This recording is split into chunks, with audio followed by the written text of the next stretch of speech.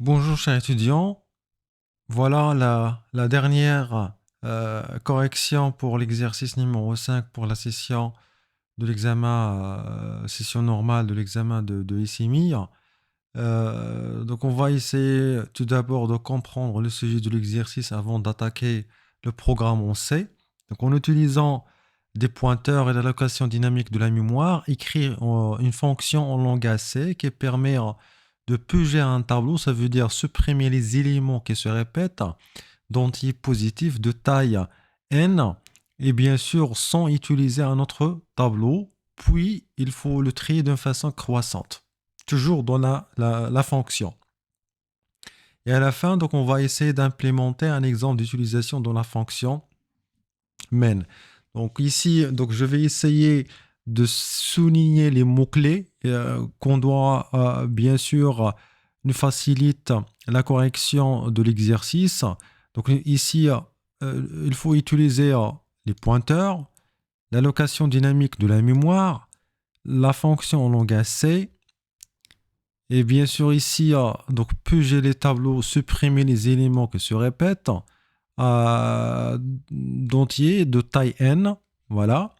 Et bien sûr, sans utiliser un autre tableau, c'est très important. Et le tri de façon croissante, donc quel que soit le type de tri, hein, soit par insertion, par sélection ou par bulle. Donc c'est une question qui est ouverte, générale. Donc nous avons le choix d'utiliser n'importe quelle méthode. Donc maintenant, la clé de cet exercice, parce que normalement, nous habitués d'utiliser les pointeurs en relation avec les tableaux et l'allocation dynamique, hein, donc ça ne va pas poser un problème ici, hein. Et ce qui est en fait un peu compliqué, c'est comment on peut peser un tableau. Donc on va essayer de prendre un petit exemple. Donc si nous avons un tableau ici, donc il contient les éléments suivants. Donc par exemple 5, 2, 1, 5. Voilà, donc ça donne, donc on doit répéter ça. Donc 0 et on va mettre, donc c'est 1 si vous voulez, donc et 5.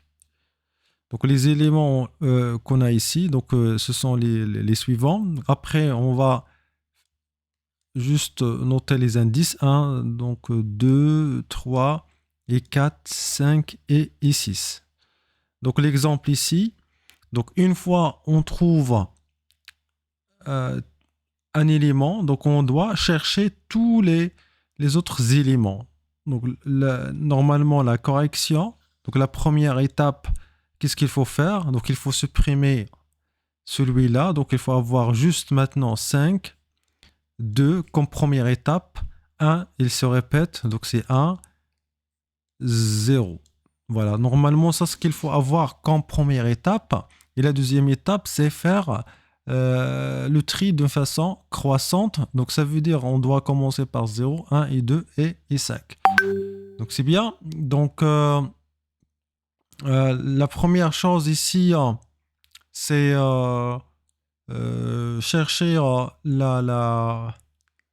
la méthode convenable pour faire bouger le tableau. Euh, Comme première idée, donc ici, nous avons besoin de compteurs, donc un compteur qui va pointer sur le premier élément, qui va en fait commencer du premier élément, un compteur, pardon, donc qui va en fait parcourir tous les éléments de tableau pour comparer le premier élément avec les autres éléments et vice-versa, hein. Donc, etc., jusqu'à en fait la fin. Donc, une fois on trouve qu'il y a une répétition, voilà. Donc, qu'est-ce qu'il faut faire? Donc, il faut écraser, bien sûr, ça c'est ce que nous avons fait. Donc, il faut écraser cet élément et il faut le mettre dans l'élément précédent, et, etc. Voilà. Et bien sûr, il faut réduire de la taille parce que si vous remarquez ici, à la fin, c'est 0 et 1 et 2 et 3. Donc à chaque fois, une fois on trouve un élément qui se répète, donc on doit faire la décrémentation au niveau de la taille par moins 1. Et la même chose pour le J. Donc le J, normalement, par exemple ici, si le J égale à 3, donc on trouve que le G, le I, hein, qui est égal à 0, donc il y a en fait un autre élément qui a la même valeur, c'est le J égale à 3. Donc une fois nous avons mis ici le 0, voilà, donc, donc le J doit être, bien sûr, pour ne pas avoir dans l'itération suivante le J plus 4. Donc c'est comme on va ignorer cet élément parce que ici il y a le risque, on se pose par exemple ici s'il y a le 5. Donc le 5 ça serait dans l'élément avec l'indice 3 et dans l'itération suivante, donc on va faire le G, le 4 parce que dans l'itération 3 nous avons juste découvert que cet élément 5, le premier 5 il est là. Mais quand on fait le G égale à 4, ça veut dire le 0 qui est en fait le suivant, pardon, le 5 qui est suivant. Donc on suppose ici qu'il y a 5. Donc ça va être entré dans le J égale à 3. Donc on va perdre, donc on va laisser que cette deuxième, hein, particulièrement, deuxième répétition qui va être restée dans le tableau. Donc ça ne va pas poser un problème si on a deux éléments qui se répètent, mais à partir de 3, c'est là qu'il faut faire en fait attention pour ne pas aller à l'itération suivante sans bien sûr décrémenter le J. Et après, il faut faire le traitement au niveau de tri de façon croissante. Donc, on le connaît en fait de le cours, bien sûr, dans les TD, l'OTP. Et après, on va faire l'appel de la fonction, bien sûr, en demandant un tableau dans la fonction principale même. Donc, rapidement, donc, on passe à la correction dans le langage C. Donc bien sûr ici, nous avons besoin de bibliothèques include studio.h et stdlib.h tout simplement pour faire l'allocation dynamique de la mémoire en utilisant les pointeurs. Pour la fonction prédéfinie, donc on va essayer de le nommer void parce que c'est une fonction qui ne va pas, on peut dire, retourner une variable particulière. Donc on peut l'appeler Puget, et trier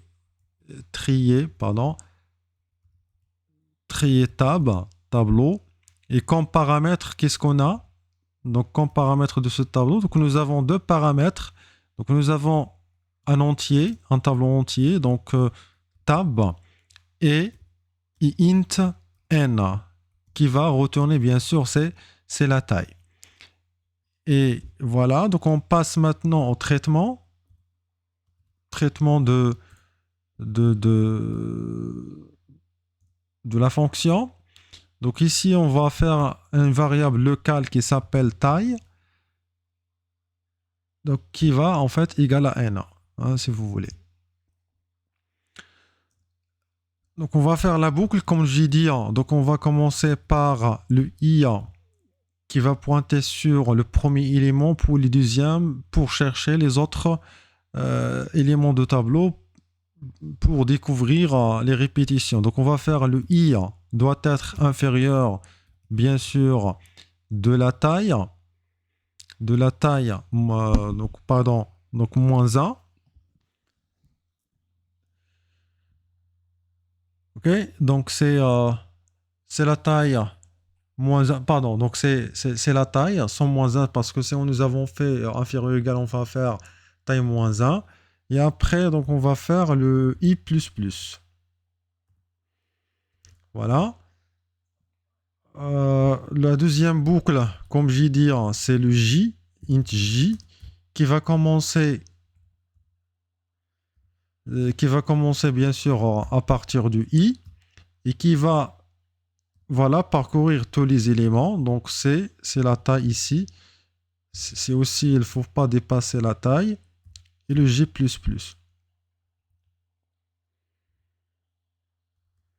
Voilà pour en fait la deuxième boucle de J. Et après, donc on va faire la condition F, la tab de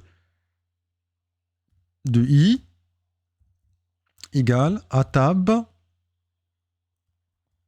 du J. Donc si nous avons en fait cette égalité, ça veut dire on trouve un autre élément qui se répète. Donc qu'est-ce qu'il faut faire? Donc on va faire une autre boucle. Donc avec int égale à, par exemple, à k, qui va commencer à partir du G, parce que c'est à la position G, c'est là que nous avons trouvé la répétition. Et le k doit être, bien sûr, il ne doit pas dépasser la taille -1. Parce qu'on va essayer de décaler par un seul élément, le k++. Donc, qu'est-ce qu'on va faire dans ce traitement?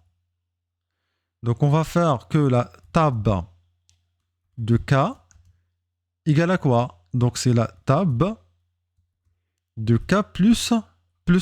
C'est l'élément suivant qui va, bien sûr, la valeur de l'élément suivant qui va être dans l'élément qu'on a en fait là, la répétition. Et comme nous avons dit, donc une fois nous avons fait cette affectation, donc il faut que la taille doit être décrémentée par -1. C'est bien.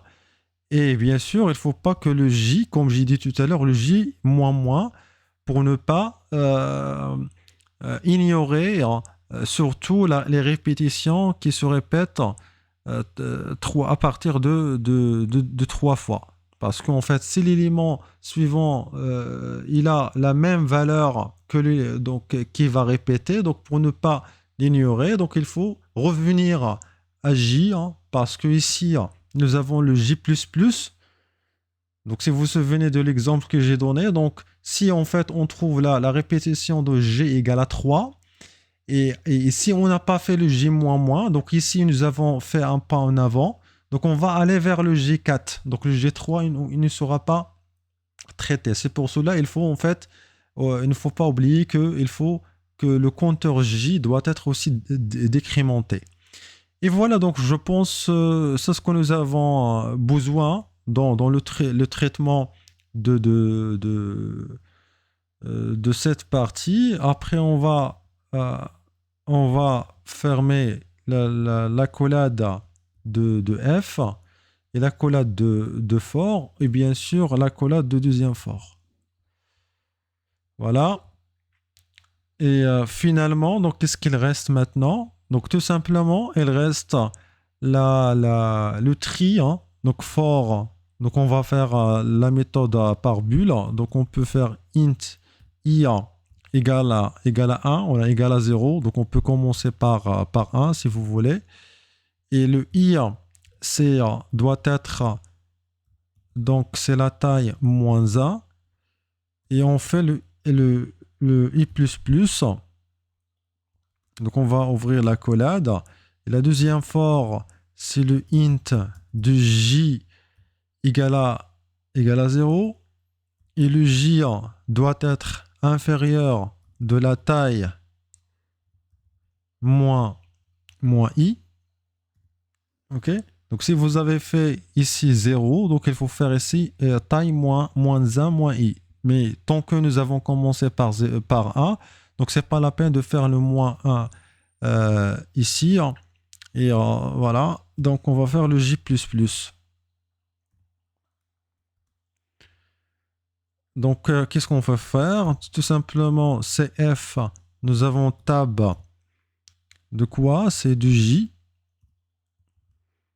Donc supérieur de tab de J plus 1. Donc c'est clair. Donc une fois, donc nous avons besoin de façon croissante. Ça veut dire si on trouve un élément qui est l'élément suivant, il est inférieur de l'élément précédent, donc il faut faire la permutation. Vous voyez ici, donc si le tab, le J plus 1, il est inférieur, donc je dois le mettre dans donc il faut en fait permuter la position. Donc là, c'est de façon croissante. Si je veux en fait décroissante, je dois tout simplement faire ici, c'est inférieur et égal. On va faire ici,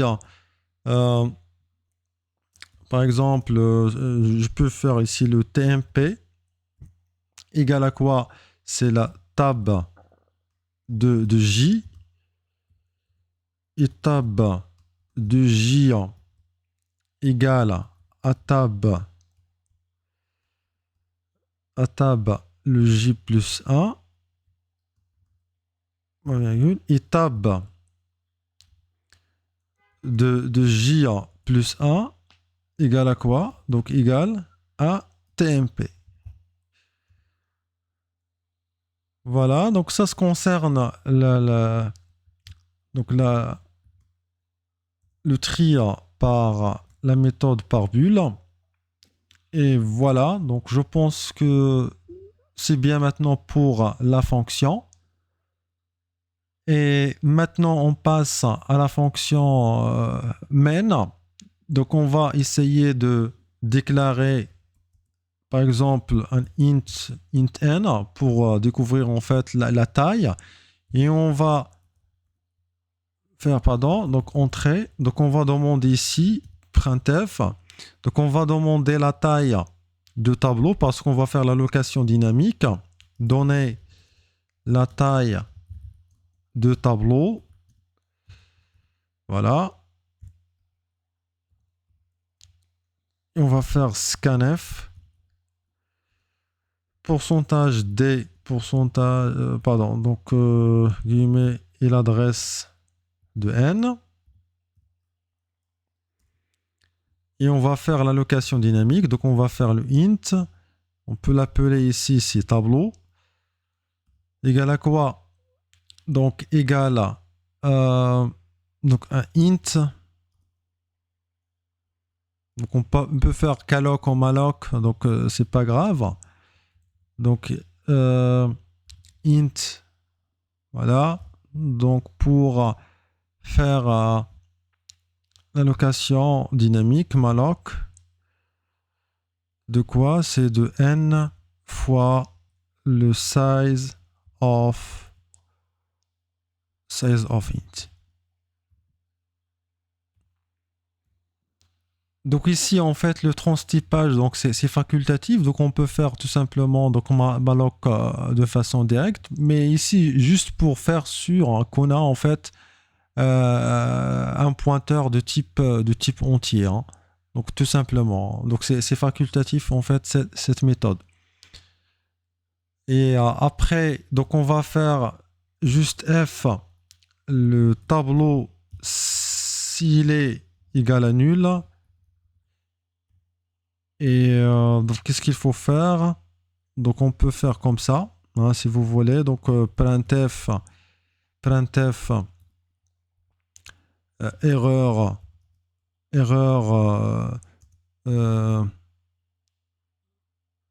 de allocation de la mémoire.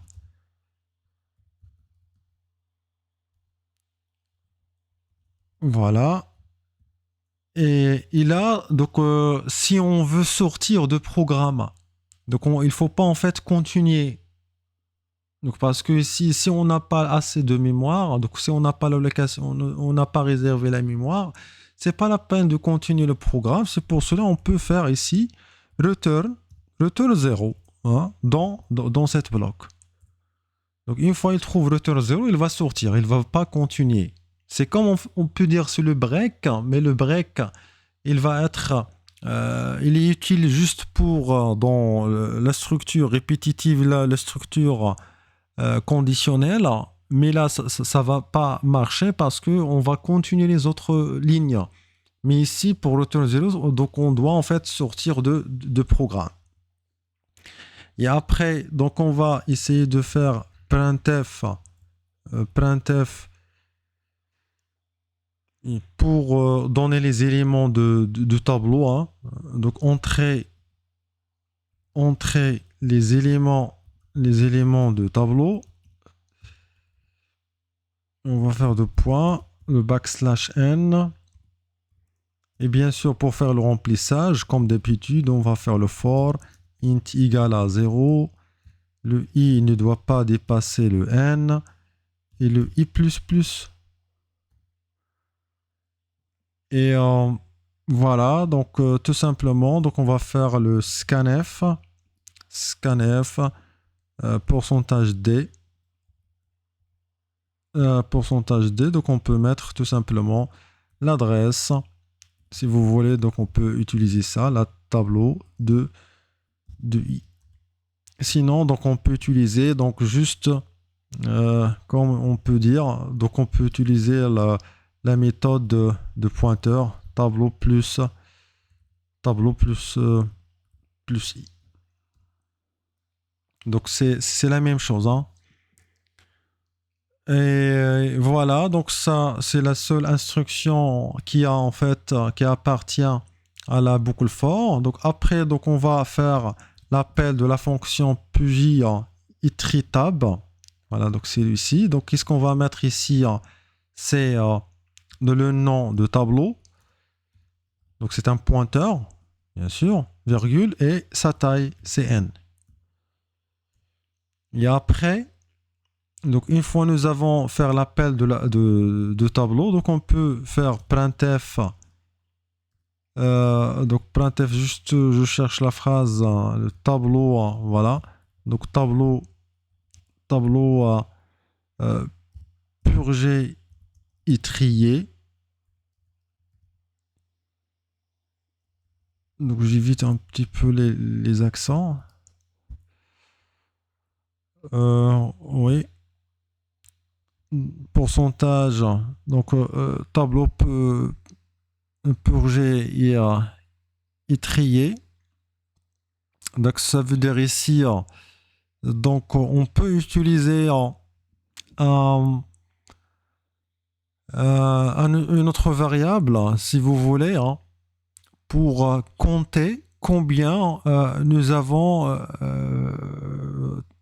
supprimé ou combien nous avons en fait éliminé les éléments répétés. Donc si vous voulez, donc on peut faire ici, on peut déclarer une variable globale ici pour être, on peut l'appeler donc y égale à 0. Il a une fois, donc il va entrer ici dans la boucle for. Donc surtout en fait, si on a en fait l'égalité, on va juste en fait ajouter le y pour en fait compter combien nous avons trouvé des éléments qui ont en fait supprimé. Donc c'est pour cela ici, donc on peut faire le pourcentage d et on doit récupérer c'est le y. Et bien sûr en fait le y, nous l'avons besoin aussi, surtout si on veut afficher les éléments de tableau, hein. Donc parce que ici, donc pour le i, donc on va pas, donc parce que maintenant la taille, on va pas, le i, il va pas aller jusqu'à n, mais on doit combien nous avons en fait supprimé. Donc c'est pour cela nous avons mis en fait le y, donc de le n moins y. Et le i++, et on doit faire ici, c'est printf. Donc qu'est-ce qu'on doit afficher? Tout simplement le pourcentage d de quoi? C'est de tableau. Pardon. Donc tableau. Le tableau de i. Soit on peut mettre. Pardon. Donc soit on peut mettre. La méthode de pointeur, bien sûr, avec cette façon que le contenu de quoi? C'est de l'élément pointé, donc tableau plus i. C'est la même chose. Et voilà, donc concernant donc l'affichage, et finalement, donc il faut pas oublier qu'il faut faire en fait le free de tableau parce que nous l'avons réservé de façon automatique. Voilà donc la proposition de la correction. Bien sûr, il nous reste de voir la dernière en fait parole de l'exécution en utilisant le code blocks. Donc voilà, donc on va essayer de faire l'exécution de ce programme. Donc on va faire la compilation pour voir est-ce qu'il y a en fait des erreurs au niveau de compilation. Donc printf, donc c'est undefined, donc c'est quelle ligne? Donc c'est 40. Donc c'est printf. Ok, donc c'est juste il faut changer ça. Printf. Voilà. Ok. Printf. Donc il faut découvrir ici l'erreur. Deuxième printf. Donc on doit chercher en fait ce printf, il est où hein? Voilà, il est là.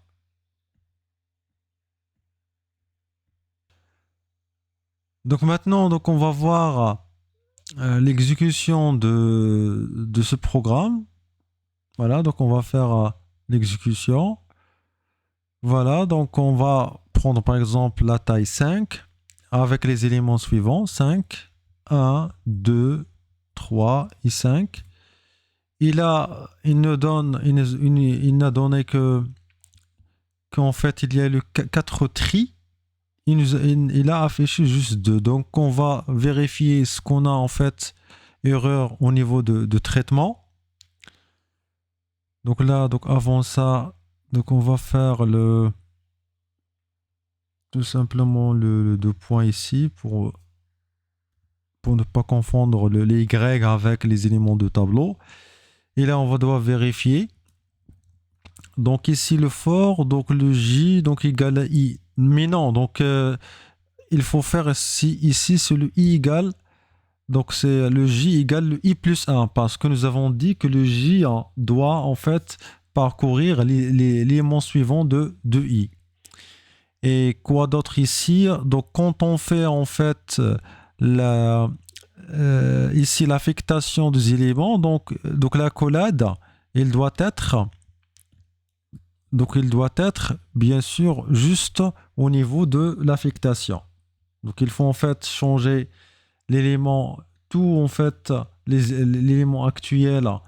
Donc il va prendre l'élément, la valeur de l'élément suivant. Et l'élément suivant va prendre la valeur de l'élément suivant, donc etc. etc.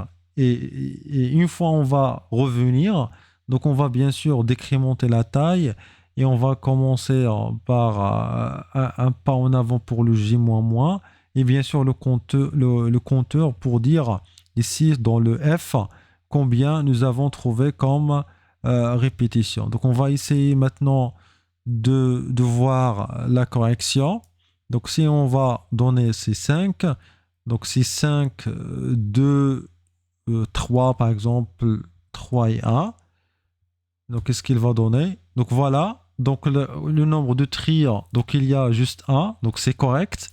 Et au niveau de, euh, de le tri croissant, donc ça reste encore ici un petit problème. Donc, parce qu'en fait, le 1, c'est lui qui doit être au début. Donc là, soit en fait, donc je vais en fait avant ça, voilà, donc de faire un petit peu de l'espace au tab de T pour en faire un grand espace. Et là, donc je vais en fait vérifier ça. Donc la méthode classique avec la taille euh, -1, pardon, -i, et on verra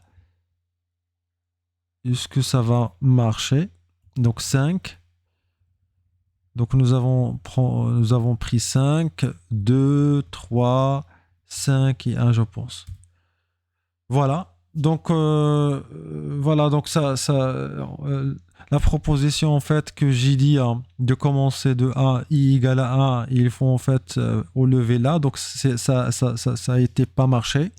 Donc c'est pour cela il faut revenir que le I égale à 0 pour donner en fait le résultat. Donc comme vous voyez, donc nous avons éliminé en fait la répétition et avec le tri. Maintenant on fait un dernier essai. Donc si on a par exemple 6 et nous avons les éléments par exemple 4, 4 qui va répéter 4 fois et nous avons 2 et 3 et 1. Voilà, donc le 4 a été en fait supprimé, donc et nous avons en fait le tri de façon croissante. Donc c'est la fin de cette vidéo et c'est la fin bien sûr de la correction de l'examen de la session normale de la filière SMI. Donc je vous souhaite bon courage et aux vidéos prochaines, Inch'Allah.